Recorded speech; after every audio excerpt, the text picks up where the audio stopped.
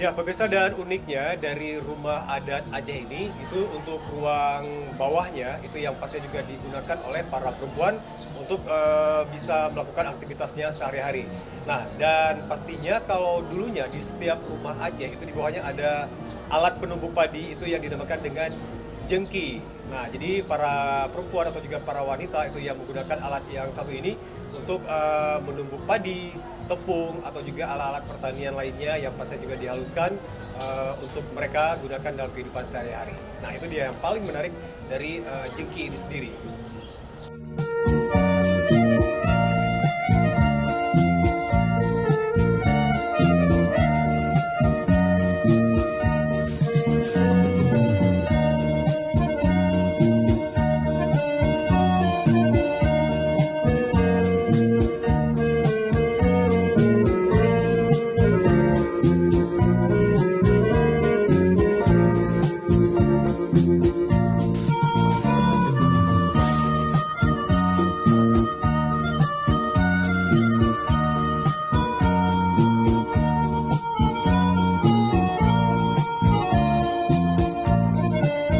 Nah, sekarang kita sudah berada di bagian akhir dari rumah Aceh, nah, yaitu Serambo Likut atau juga Serambi belakang.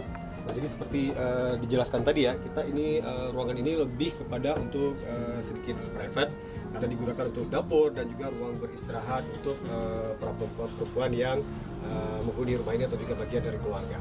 Nah, jadi ini Pak, dapur ya. Oke. Nah, ini juga pasti juga digunakan untuk apa namanya, aktivitas-aktivitas dari para perempuan gitu Pak ya. Nah, mungkin ini bisa dijelaskan bentuknya mah dari dulu masih seperti ini Pak ya, dapurnya itu Pak. Dari dulu seperti ini. Nggak ada aluminium. Iya, serba kayu, Serba semuanya dari kayu. tanah. Dari tanah ini untuk menghindar dari bahaya kita, bahaya penyakit. Kecuali ini yang menjadi bahaya kita. Oh iya. Nah, batu. Selain dari batu, mudah-mudahan nggak ada. Iya.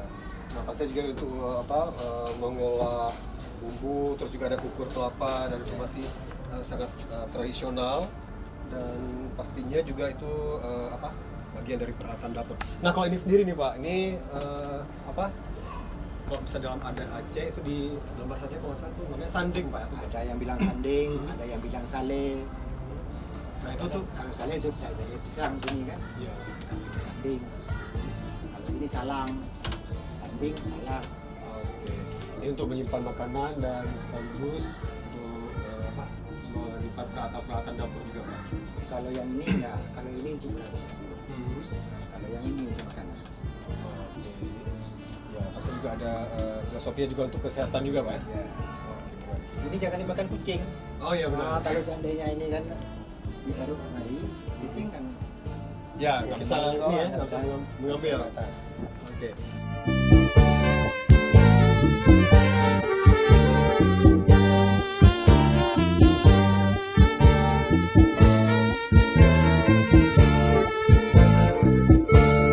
Nah, terus ada di sebelah ini sebelah utara atau sebelah mana? Nah, barat. Barat ya, benar.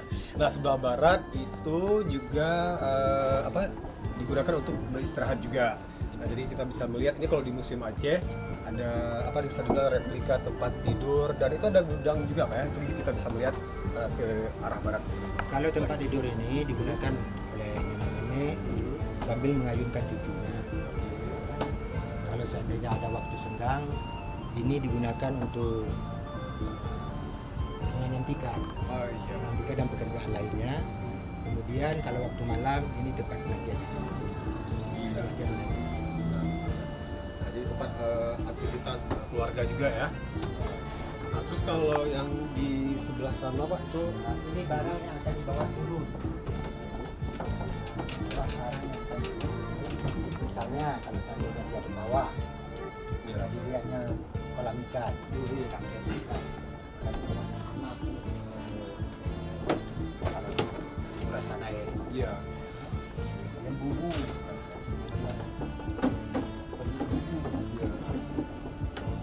Nah, jadi ini bisa dibilang sebagai tempat penyimpanan perlengkapan juga Pak ya. Nah, untuk dibawa ke sawah, ke Lada. ladang atau juga ke sungai untuk mencari ikan, dan juga itu ada peralatan-peralatan untuk aktivitas atau juga kegiatan di rumah sehari-hari juga.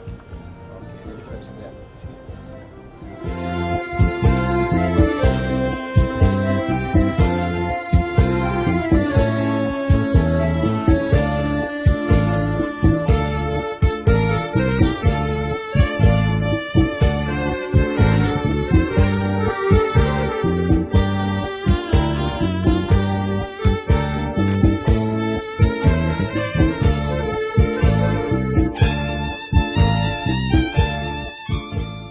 Ya, pemirsa, jadi kalau secara keseluruhan ya kita sudah melihat bagaimana tema atau juga konsep arsitektur dari rumah Aceh yang pasti juga bersumber dari rumah adat Museum Aceh. Nah, di mana juga yang pasti juga mengandung arsitektur kuno Austronesia.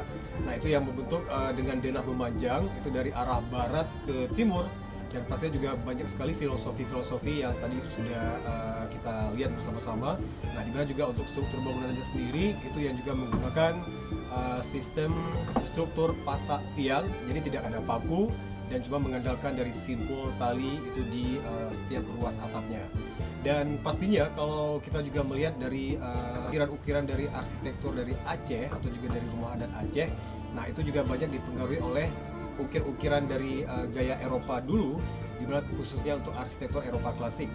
Nah, dan pastinya itu juga bisa membuat ukiran yang bagus, terutama buat pemirsa yang ingin mengaplikasi atau juga mengapply tema untuk arsitektur Aceh, baik itu di ruas-ruas rumah. Nah, mungkin bisa melihat dari ukirannya, terus kemudian mungkin kalau bisa membuat rumah peristirahatan ya, atau juga membangun kembali rumah Aceh itu juga sangat luar biasa sekali. Karena dengan suasana yang dingin, karena dia punya ketinggian 2,5 meter sampai 3 meter dari tanah, dan pasti juga membuktikan dan juga bisa memberikan hawa yang luar biasa sekali, apalagi juga dengan buka-bukaan dan tentunya juga dengan khas dari arsitektur Aceh yang juga mengadopsi arsitektur vernakular ya, menggunakan bahan-bahan alam untuk konstruksi dari rumah Aceh itu sendiri yang menjadikan sebuah arsitektur dengan gaya desain yang unik, apalagi juga dipadu dengan sedikit sentuhan modern, pasti bakal lebih maksimal lagi.